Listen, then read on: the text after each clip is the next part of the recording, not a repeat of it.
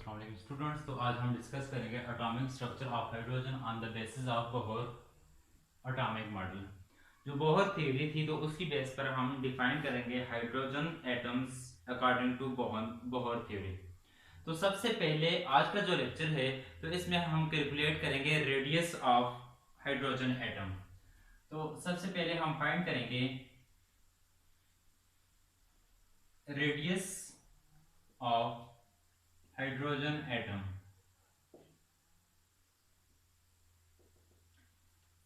Bohr atomic theory, तो Bohr atomic theory से पहले हमने एक्सप्लेन किया था जे थॉमसन मॉडल, उसके जो एजम्पशंस थी उसको क्लियर किया रदरफोर्ड एटॉमिक मॉडल। तो रदरफोर्ड एटॉमिक मॉडल में जो एजम्पशंस थी तो उनको क्लियर किया बोहर एटॉमिक मॉडल ने। तो बोहर एटॉमिक मॉडल की बेस पर हम एटॉमिक स्ट्रक्चर ऑफ हाइड्रोजन को देखते हैं कि हाइड्रोजन जो होगी इसकी स्ट्रक्चर कैसी है।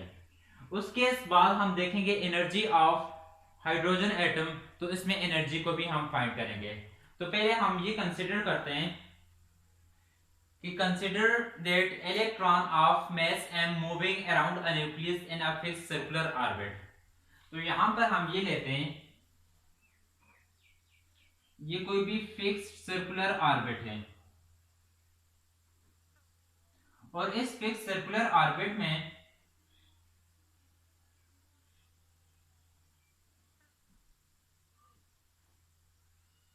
यहां पर कोई भी इसका सेंटर आ रहा है जिससे न्यूक्लियस के जो पॉजिटिवली चार्ज होगा, और यहां पर कोई इलेक्ट्रॉन जो कि इस फिक्स सर्कुलर ऑर्बिट में रिवॉल्व कर रहा है। ये फिक्स सर्कुलर ऑर्बिट है तो इस ऑर्बिट में ऐसे रिवॉल्व कर रहा है।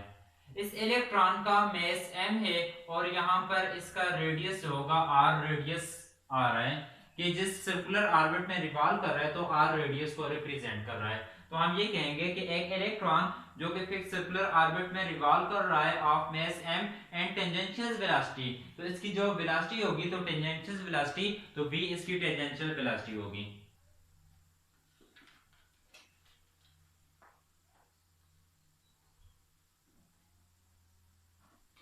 अब बोहर थ्योरी ये थी कि इलेक्ट्रॉन न्यूक्लियस के अराउंड अराउंड सिर्फ उसी वक्त रिवॉल्व करेगा जब, यहां पर देखें फोर्स कौन सी होगी, electrostatic force of attraction. Reason के इलेक्ट्रॉन के ऊपर नेगेटिव चार्ज और न्यूक्लियस के ऊपर पॉजिटिव चार्ज। तो हम ये कह रहे थे कि बोहर थ्योरी के मुताबिक इलेक्ट्रॉन जो होगा न्यूक्लियस के गिर्द सिर्फ उसी वक्त रिवॉल्व करेगा जब ये फोर्स इलेक्ट्रोस्टैटिक फोर्स और सेंट्रीफ्यूगल फोर्स दोनों एक दूसरे को बैलेंस करेंगी।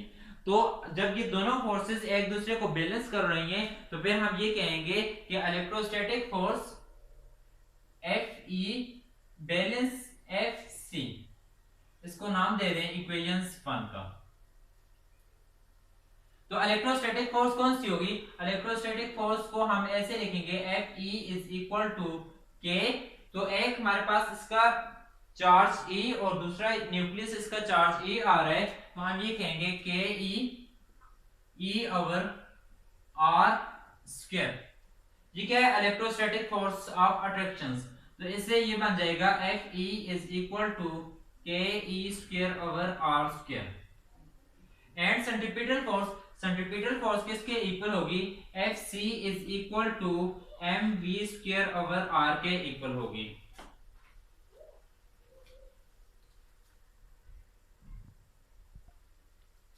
अब ये दोनों फोर्सेस जो हैं, तो इलेक्ट्रोस्टैटिक फोर्स ऑफ अट्रैक्शन और सेंट्रीपिटल फोर्स दोनों एक दूसरे को बैलेंस कर रही हैं। तो इक्वेशंस 1 में वैल्यू पुट कर लें। जब इक्वेशंस 1 में वैल्यू पुट करेंगे तो ये हमारे पास electrostatic force of attraction equal होगी K E square over are square is equal to centripetal force, तो M V square over R. यहाँ नेक्स्ट स्टेप में ये करेंगे कि आर जो होगा तो आर स्क्वायर के साथ कैंसिल आप लोगों ने नेक्स्ट स्टेप में करना है। तो आर इस आर स्क्वायर के साथ कैंसिल हो जाएगा, तो K E square over R is equal to M V square रह जाएगा। तो यहां से वैल्यू फाइंड कर लें, आर की वैल्यू फाइंड करें तो आर हमारे पास इक्वल होगा, R is equal to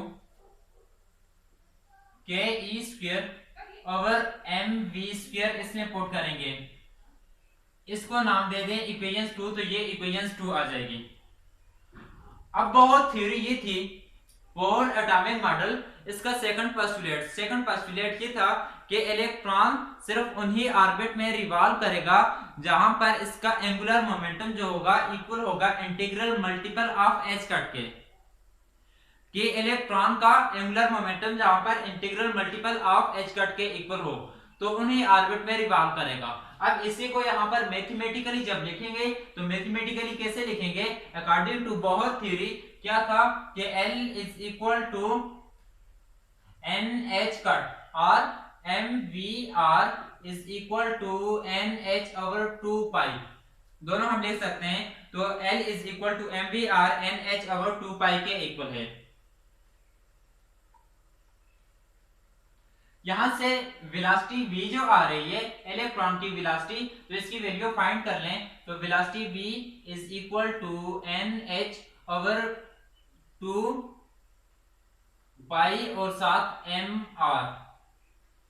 now putting value of v in equation 2 so that equation 2 implies is, तो ये बन जाएगा r is equal to K E square over M V square. तो वेलोसिटी क्या है N H over 2 pi M are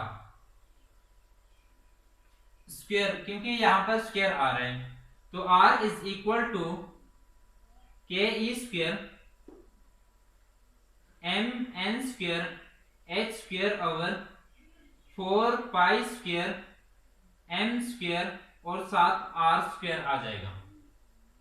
इसको ऐसे लिख लें, यहां से ये थर्ड स्टेप में आ रहा है, इसको यहां पर लिख लें r इज इक्वल टू, ये जो यहां पर डिवाइड हो रहा है तो ये 4 pi square m square r square K E square over m n square h square आ जाएगा।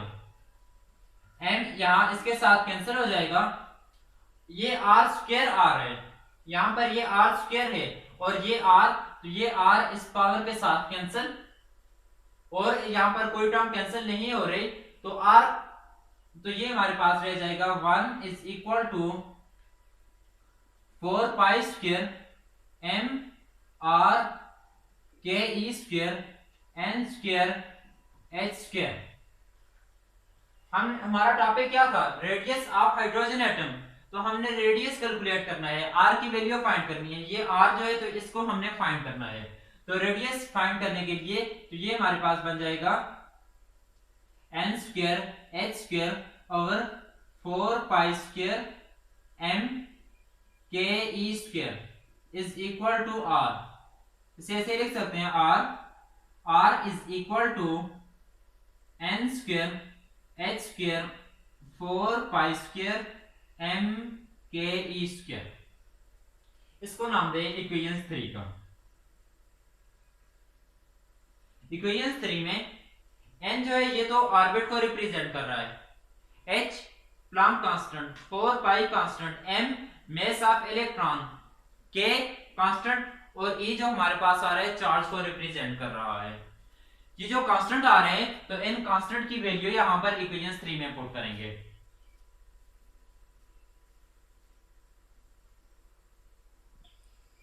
इक्वेशन 3 जो है तो इसको जब जनरलाइज फॉर्म में लिखेंगे, नंबर ऑफ हमारे पास ऑर्बिट हो सकते हैं तो नंबर ऑफ रेडियस आएंगे, तो r की बजाय ऐसे ये लिख लें rn is equal to n square h square और 4 pi square k e square m रह जाएगा।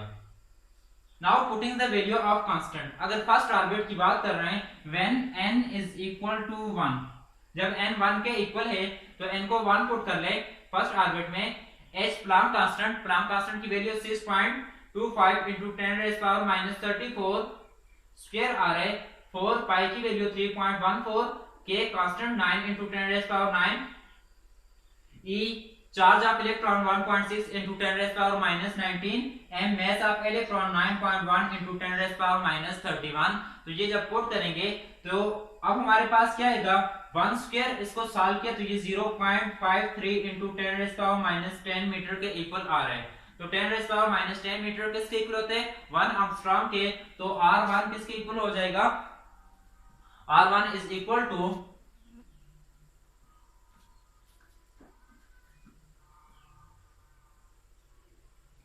R1 is equal to 0.53 into 10⁻⁻10 metre और R1 is equal to 0.53 angstrom के इक्वल। तो ये हमारे पास आ जाएगा एंगस्ट्रॉम ऐसे इसके इक्वल होगा। जब इसमें पुट कर लें R सेकंड के लिए पुट करें when n is equal to 2 second orbit के लिए, जब सेकंड ऑर्बिट के लिए करेंगे तो इसको ऐसे लिखते हैं n स्क्वायर जो आ रहा है तो इसको ऐसे n स्क्वायर, ये जो कांस्टेंट आ रहा है h square over 4 pi square k e square m, तो इसकी वैल्यू क्या आ रही है 0.53।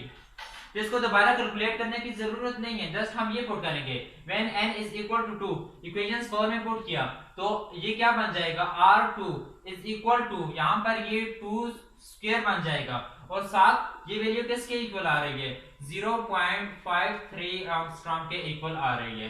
तो R2 को ऐसे कैलकुलेट कर लें R2 is equal to 4 multiply by 0.53 angstrom के।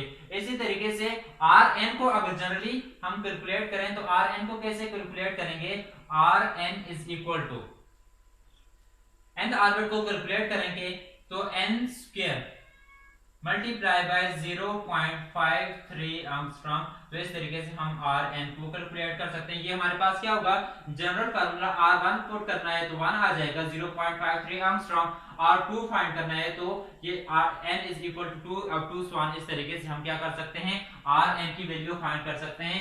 ये क्या है रेडियस ऑफ हाइड्रोजन एटम को ये रिप्रेजेंट कर रहा है n इज इक्वल टू 1 अगर फर्स्ट ऑर्बिट है तो।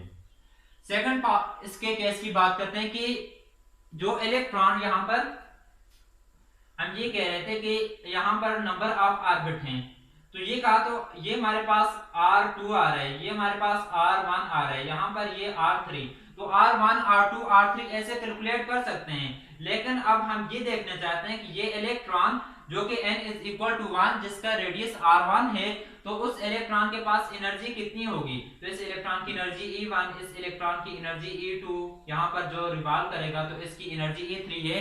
तो अब हम एनर्जी को कैलकुलेट करते हैं कि एनर्जी को कैसे कैलकुलेट करेंगे।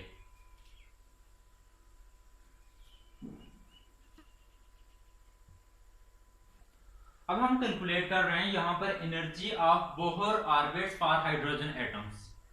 तो एनर्जी कैलकुलेट करने के लिए ये कहते हैं कि इलेक्ट्रॉन जो कि रिवॉल्व कर रहा है तो हमें पता है कि इलेक्ट्रॉन की टोटल एनर्जी जो होगी तो total energy is sum of kinetic energy and potential energy, that is can be written as the total energy of electron ET is equal to sum of kinetic energy plus potential energy. ये हमारे पास equations ए आ रही है। As we know that kinetic energy of electron, kinetic energy equal होगी इस case में जब electron circular orbit में revolve कर रहा है और जो वेलोसिटी है तो टेंजेंशियल वेलोसिटी, तो काइनेटिक एनर्जी किसके इक्वल होगी 1/2mv² के इक्वल है। इसको नाम दे दें इक्वेशंस बी का। अब यहाँ पर v की वैल्यू फाइंड करके तो इसमें पुट करते हैं। तो बोहर एटॉमिक मॉडल ये था कि इलेक्ट्रोस्टैटिक फोर्स ऑफ अट्रैक्शन और सेंट्रीपिटल फोर्स दोनों जो होंगी तो एक दूसरे को क्या करेंगी बैलेंस करेंगी। जब दोनों फोर्सेस एक दूसरे को बैलेंस कर रही हैं तो यहाँ पर F centripetal force is equal to F electrostatic force. तो सेंट्रीपिटल फोर्स किसके इक्वल है mv²/r और इलेक्ट्रोस्टैटिक फोर्स ke²/r² के इक्वल थी। यहां से वेलोसिटी की वैल्यू फाइंड करें तो वेलोसिटी की वैल्यू ये आएगी v² is equal to r जो होगा तो इसके साथ कैंसिल पावर के साथ इज इक्वल टू ke²/mr। तो ये हमारे पास क्या हो जाएगी कि वेलोसिटी की वैल्यू आ जाएगी। इसको नाम दें इक्वेशन सी का। ये हमारे पास इक्वेशन सी आ जाएगी। Now putting value of velocity v² in equations B. तो तो इसकी वैल्यू हम उठाकर इक्वेशंस बी में पुट करेंगे, so that kinetic energy is equal to 1/2 m v square. तो v स्क्वायर आ रहा है वेलोसिटी, तो यहां पर इसकी वैल्यू पुट करेंगे e square over m r। तो v स्क्वायर की हमने वैल्यू पुट की है, तो kinetic energy is equal to m यहां से कैंसिल हो जाएगा, तो 1/2 के ई स्क्वायर ओवर आर के इक्वल। तो यहां से क्या कर लिया हमने, काइनेटिक एनर्जी की वैल्यू फाइंड कर ली। तो इसको नाम दे दें इक्वेशन डी का। अब हमने क्या करना है, टोटल एनर्जी। तो टोटल एनर्जी में साथ दूसरी एनर्जी कौन सी है, काइनेटिक एनर्जी तो हमने फाइंड कर ली, दूसरी एनर्जी पोटेंशियल एनर्जी। तो अब यहां पर हम कैलकुलेट करेंगे पोटेंशियल एनर्जी। तो पोटेंशियल एनर्जी इस केस में हम रिप्रेजेंट करते हैं कि let's suppose potential energy equal है v के, और v पोटेंशियल एनर्जी किसके इक्वल होगी, तो हम ये कहते हैं कि पोटेंशियल एनर्जी, तो इस पोटेंशियल एनर्जी को कैपिटल V से रिप्रेजेंट करेंगे ताकि आप लोग वेलोसिटी और v जो आ रहा है पोटेंशियल एनर्जी, तो इसमें कंफ्यूज ना हो। तो पोटेंशियल एनर्जी v किसके इक्वल होगी, पोटेंशियल एनर्जी v इक्वल होती है k E over r। Electrostatic force of attraction के केस में हम ये फाइंड करते होते हैं। तो k E ओवर r के इक्वल है, ये क्या है हमारे पास पोटेंशियल एनर्जी आ रही है, इसको नाम दे दें इक्वेशन E का। तो ये क्या है, पोटेंशियल एनर्जी आ रही है। लेकिन जब पोटेंशियल एनर्जी के लिए हम ये लिखते हैं, तो पोटेंशियल एनर्जी क्या होगी, पोटेंशियल एनर्जी हमारे पास इक्वल होती है, potential energy is equal to V potential, V जो है ये पोटेंशियल को रिप्रेजेंट कर रहा है, multiply by E charge of electron. ऐसे कह लें कि जनरली हम पोटेंशियल एनर्जी को ऐसे रिप्रेजेंट करते हैं, तो जनरली ये होगा, ये पोटेंशियल और साथ ये एनर्जी चार्ज ऑफ इलेक्ट्रॉन। तो potential energy is equal to Vn। तो Vn की value ke over r multiply by E। तो पोटेंशियल एनर्जी किसके equal, potential energy is equal to, इसके साथ जो पोटेंशियल एनर्जी होगी तो ये माइनस Vne के इक्वल है, तो ये बन जाएगा minus k E square over are square, r के इक्वल है। इसको नाम दे दें इक्वेशंस एफ का। नाउ अब यहां पर पोटेंशियल एनर्जी की वैल्यू भी फाइंड कर ली, और इसी के साथ हमने काइनेटिक एनर्जी जो आ रही है, तो काइनेटिक एनर्जी की वैल्यू भी फाइंड कर ली। Now putting value of kinetic energy and potential energy in equations A, so we obtain total energy। तो हम यहां पर वैल्यू पुट करेंगे इक्वेशंस A में।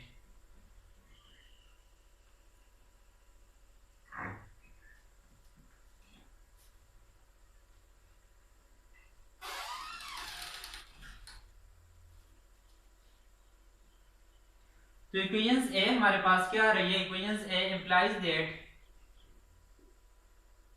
Total energy Et is equal to, kinetic energy क्या आ रही है, काइनेटिक एनर्जी 1/2 के ई स्क्वायर ओवर आर, और पोटेंशियल एनर्जी माइनस के ई स्क्वायर ओवर आर के इक्वल है। तो इसका एलसीएम ले लें, Et इज इक्वल टू, तो ये हमारे पास बन जाएगा, डायरेक्ट ही लिख लेता हूं, माइनस के ई स्क्वायर ओवर 2r। तो ये क्या होगी, टोटल एनर्जी रह जाएगी। तो टोटल एनर्जी यहां से क्या आ रही है, E T is equal to minus k E square over 2r के इक्वल। r टोटल एनर्जी है, इसको सिर्फ E से भी लिख सकते हैं, E is equal to minus k E square over 2r। तो ये हमारे पास लास्ट, इसको इक्वेशन G का नाम दे दें। तो ये क्या आ जाएगी, टोटल एनर्जी आ जाएगी। अब हम रेडियस की बात करते हैं, तो रेडियस फाइंड करते हैं। रेडियस हमने प्रीवियस जो था तो वहां से फाइंड किया था, तो रेडियस जो वहां से फाइंड किया था उस रेडियस को उठाकर यहां पर पुट करेंगे। या ये वाली जो इक्वेशंस आ रही है, तो इस इक्वेशंस को जनरली जब हम लिखेंगे तो जनरलाइज फॉर्म इसकी क्या होगी, ये हमारे पास बन जाएगा En is equal to minus k E square over 2rn। तो इस इक्वेशन में वैल्यू पुट कर लें, तो ये इक्वेशन हमारे पास G आ जाएगी। Rn की वैल्यू क्या थी, एस Rn is equal to r n हमारे पास इक्वल था 4 pi square n square h square n square h square over 4 pi square k ई स्क्वायर एम के इक्वल था। तो ये हमारे पास आर एन की जो वैल्यू आ रही है, तो इस वैल्यू को हम यहां पर पुट करेंगे इक्वेशन जी में। तो so that e n is equal to minus k E square over 2 r n. तो आर एन की value n square h square over 4 pi square k ई स्क्वायर एम, ये हमारे पास वैल्यू आ जाएगी। अब हमने ये करना है कि हमने एनर्जी कैलकुलेट करनी है, तो इसको सिंप्लीफाई कर लें। जब इसको सिंप्लीफाई करेंगे तो एनर्जी बन जाएगी e n is equal to minus, यहां से ये आ रहा है एन स्क्वायर, तो इसको ऐसे लिख लें माइनस के ई, ये ऊपर चला जाएगा तो ये रह जाएगा, सिर्फ एन को ऐसे लिखने 1 ओवर एन स्क्वायर। बाकी जो फैक्टर है तो इसको इनसाइड ऐसे लिख लें के ई स्क्वायर ओवर एच स्क्वायर, और यहां पर 4 पाई स्क्वायर के ई स्क्वायर एम, और साथ 2 आ रहा है तो ये 2 यहां पर लिख लें। नेक्स्ट इसको ऐसे सिंप्लीफाई करेंगे,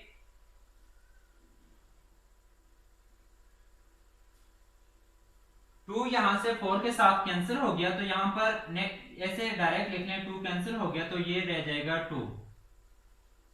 ई n is equal to minus 1 over n square 2 pi square, और यहां पर k और k आप उसे multiply k square e power 4 m over h square.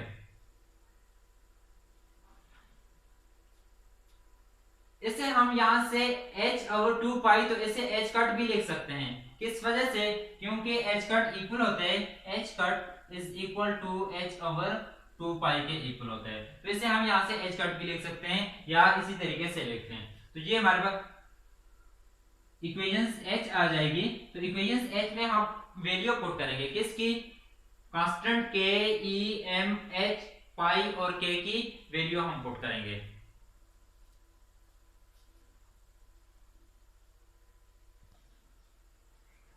तो यहां पर ये जो कांस्टेंट आ रहे हैं, तो 2 पाई की value 3.14 k 9 into 10⁻9 k square, charge of electron 1.6 into 10⁻19 mass of electron put कर लिया, h प्लैंक कांस्टेंट की वैल्यू पुट कर ली। जब इसको सिंप्लीफाइड करेंगे तो ये -1 ओवर n स्क्वायर, इसको ऐसे ही -1 ओवर n स्क्वायर, और जब इसे सिंप्लीफाई करेंगे तो ये इक्वल होगा 13.6 इलेक्ट्रॉन वोल्ट के इक्वल है।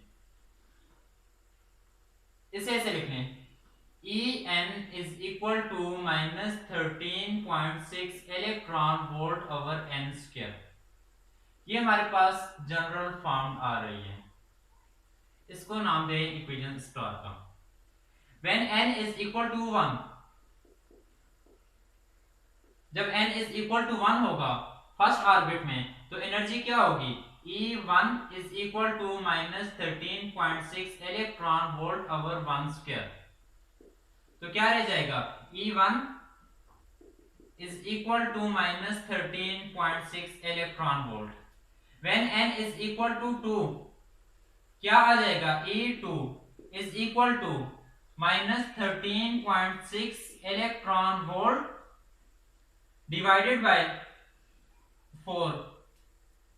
इसी तरीके से सॉल्व करेंगे तो हम इसमें n क्या है? n is equal to 1 2 3 up to so on put करेंगे।